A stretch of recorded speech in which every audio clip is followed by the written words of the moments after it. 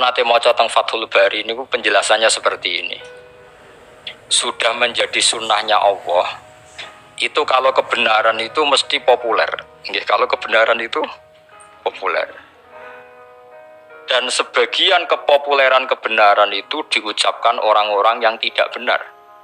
Ya kalau balen malih. Dan sebagian kepopulerannya barang-barang tidak benar, barang-barang benar itu diucapkan orang-orang yang tidak benar.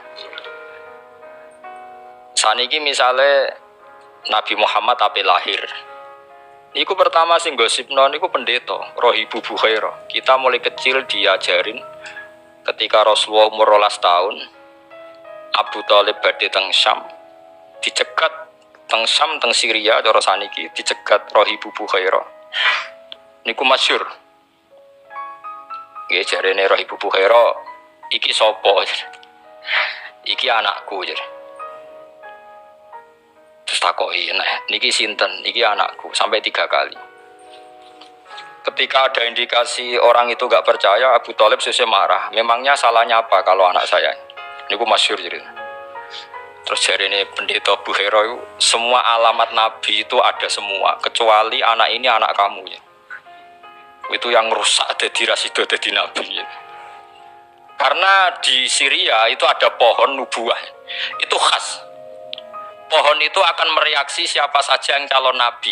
Jadi kalau nabi itu duduk di situ kok sering ning kulon, itu wite niku dadi kok kulon supaya ngiyupi nabi.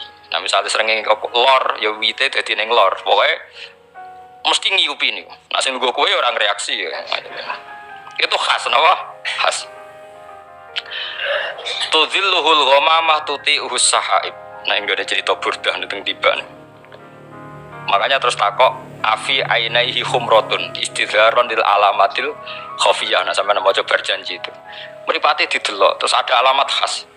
Itu semuanya ada. Problem pendeta tadi adalah sayangnya caki sitok kok duwe bapak. Mana Abu Thalib sampai jawab 3 kali anaknya itu. Sayangnya kok anak jenengan. Terus akhirnya Abu Thalib tanya, memangnya kalau anak saya kenapa? Anak ini itu calon nabi akhir zaman. Semua alamat ada, kecuali karena dia punya bapak. Saya kira Abu Thalib cerita, oh enggak itu udah anak saya. Bapaknya mati terus tak rumat. Aku itu pamane. Terus pendeta itu sujud, jangan teruskan ke mana? Palestina terus ke Israel, nanti dibunuh orang Yahudi. Terus pulang. Jadi Nabi 12 tahun itu Abu Thalib sudah yakin nak ponakane calon apa? Nabi. Begitu juga orang Yahudi di Medina. Itu sudah menggosipkan nanti ada Nabi akhir zaman. Sampai orang Ansor dengar, kemudian mencari-cari orang itu siapa. Akhirnya orang Ansor ketemu Kanjeng. Itu orang tidak benar semua itu, Bukhairah sama Yahudi. Tapi ciri utama kebenaran tuh orang tidak benar pun akan ngomong kebenaran. Ya sudah seperti itu sunnatullah, sama harus ngakui. Kados Fir'aun niku ngerti nak Musa hebat gara-gara dikandani. Dene ngipi ada api yang membakar kerajaannya. Lha iku sing nakwil ya bener. Api itu saking pundi? Pokoknya kok kampungnya Bani Israel. Terus jari tukang-tukang sondrone diramal. Oh nanti itu ada bayi lanang songko Israel, Bani Israel maksudnya, sing bakal menghancurkan kerajaan jenengan. Wes akhirnya di kebijakan setiap bayi lelaki dibunuh. Dan kejadiannya benar-benar seperti itu. Akhirnya yang menghancurkan Fir'aun adalah bayi saking Bani Israel. Begitu seterusnya. Masih banyak lagi cerita-cerita seperti itu. Mulai misalnya Nabi Yusuf.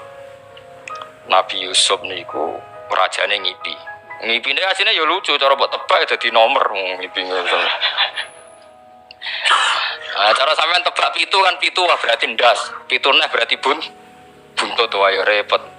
Ngipine rajane mau ini arasab abaqaratin simani yaquluhun nasabun ijafun wasab asumbulatin khudriu wa ukhra yabisat. Aku iku ngipi roh sapi lemu pitu dipangan sapi kuru pitu. Lan roh tanduran pitu lemu, tanduran pitu kuru. Ya ngono tok. Lah tukang-tukang ngipi ora iso jawab ya mok qalu adghasu ahlam apa nu kembange turu ya gloyor ngene. Tapi oleh Nabi Musa ketika itu pentakbir mimpi itu diakui. Nabi Musa Nakwil yo sederhana. Akan ada masa panen 7 tahun dan akan habis oleh masa paceklik 7 tahun. Ternyata raja membenarkan takwilan itu karena raja punya standar untuk membenarkan. Andai kan zaman itu tidak ada standar membenarkan, paling raja pun bilang, wah ngomong jelas. Tapi raja nopo membenarkan karena zaman itu mimpi itu ya seperti itu. Mulane sampean aja geman nak wili apa berlebihan anti mimpi. Ya kowe nak istikharah kok ketoke terlalu ekstrim ya percaya sithik-sithik. Wong kula di kanca niku melarat badhe nglamar tiyang sugih, keluargane setuju kabeh. Mimpi roh puting beliung calon mertuane. Kodho kula. Wah iku ngentekno donya ayo. Langsung dibatal. Nggih Gus kula batal lho. Lah piye ditakwil piye wong sedurunge ra tau ngimpi ngono. Sing wedok niku keluargane sugih, sing lanang melarat kanca kula. Wis mantep untuk cah ikut. Ana kiye ning ngongkon istikharah, jebule ngipi roh napa angin puting beliung tak kok kula takwilane napa iki donyane jenengan taun dilereni. Terus cah iku akhire rabi wong liya, ya ngono tenan wis repot. Enggak bisa kamu karena menurut syariat sekarang mimpi enggak dibenarkan, dukun enggak dibenarkan. Kemudian Anda sama sekali tidak percaya, enggak boleh. Tidak wajib membenarkan, tapi jangan bilang tidak percaya karena pasti masih ada sisa-sisa ilmu kebenaran di masa lalu. Dan kira kaget neng TV kan itu jumpa pers ada tanggalnya itu sebelum peristiwa aja, sebelum angin di Florida dan kemudian terjadi persis. Tidak karena ilmu loh, bukan karena ilmu sains, enggak. Paham gitu? Terus itu masalah-masalah sing jari Fathul Bari. Kamu jangan menyoal alamat nubuwah ketika yang mengatakan adalah Rohibu Bukhairah atau mimpinya raja-raja Romawi bahwa mimpi ada raja yang berkhitan. Kemudian Hiroklu nyari yang khitan itu siapa? Ternyata orang Arab. Berarti Nabi akhir zaman itu orang Arab. Dan itu yang ngomong Heraklius, orang Romawi. Tapi ya terbukti ada gunjingan Nabi ya karena omongannya orang-orang nopo? Orang-orang nopo? Romawi. Sama harus percaya itu.